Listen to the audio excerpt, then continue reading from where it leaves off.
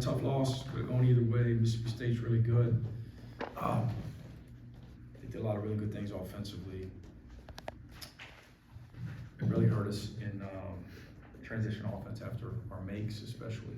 Really unfortunate, can't get those possessions back. We did enough offensively. Our defense let us down tonight. Great opportunity, but not enough urgency in transition defense. Our ball screen coverage was just okay. Our loading to the ball wasn't good enough. Our communication on a couple screens really cost us. Hubbard was phenomenal, especially in transition in space. He's really fast and puts a lot of pressure on you in a lot of different ways. But they're a good team, and we had some chances, of course. But, hats off to those guys. We're back to work tomorrow. Obviously tough for Silas, and what happened there at the very end. And as his coach, kind of what was your, not response, but what did you kind of tell him after the game as far as, kind of what happened? I thought it was one of his best games. It could have been his best game as a Georgia Bulldog. Unfortunately, we came up short, but he had a late turnover against an elite defense, and he had one turnover. He had a heck of a game. So he continues to get better. There were 100 plays that we could have made that were a lot easier to control than trying to score on one of the stingiest defenses down late in that game. And we'll address those things tomorrow when we get back to work. On that possession, what's sort of the thinking as far as letting him go as opposed to calling a timeout on that possession? Sure, I mean, he's one of the better downhill guards. He's made a lot of plays. He's getting downhill in space and not allowing Mississippi State to set their defense. And you had one if you don't feel, if he gets stuck playing off of 2 feet in a crowd there, you could have taken one. But I've always leaned that way, and certainly have since we've been here. And when you've got a guard like that with the ball in his hands in space, his ability to draw fouls and play a heck of a game. Just a tough one. It happens. It's part of the game. But again, we've got to really buy into consistently. We do it at times, and everybody struggles with it. It's easy to say after you lose a tough game. The things that are easier or easiest to control, when you shoot it and it goes in, and your student body's going crazy, can we have 5 guys turn around and sprint and set our defense? We just did a poor job of that tonight. If we did an average job of that, we would have won a game.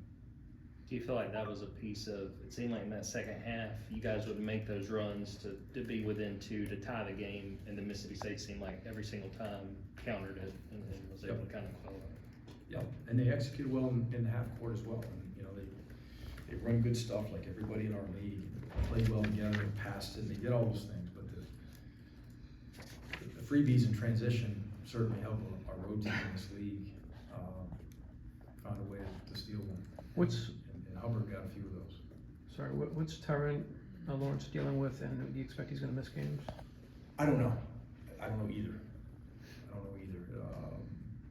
Other than it's leg. That's all. He's bummed in the locker room. 5th-year senior, and when able to help his teammates. But as far as a time frame and severity, I have no idea right now. How much did that change just sort of the rotation, not having him available? You like a guy like that, of course. He's made winning plays and experiences. At times, he's our best defensive guard. At times, Silas is. And he's a good player, but I'm not. Mississippi State beat us. They beat us with who they had, and we had enough. We just didn't get it done, and we hope Tyron can get healthy the way he will play in here pretty soon. We'll see. Obviously, he was going to be a challenge in the paint going into this game, but Yep. were you kind of, I don't know, how much were you surprised that they were able to have that much success, score that many points down low against you guys today? Some of his layups. Yeah. That said, though, they're a team that, since Chris has been there, has had physicality offensively and defensively in the paint, had success. Those guys are big and strong. I thought Nwoko played well. Big, strong guy. Cam Matthews is one of the most underrated guys in the country, in my opinion. RJ played well. He made a couple big plays. Claudel hit a couple timely shots. Kugel hit another couple timely shots. But they're a good team. Their team's got a chance to make a run in the tournament. Dakota seemed like he got off to a good start. Do you like what you're Yeah. seeing as far as what he's done since he's gotten in that starting lineup?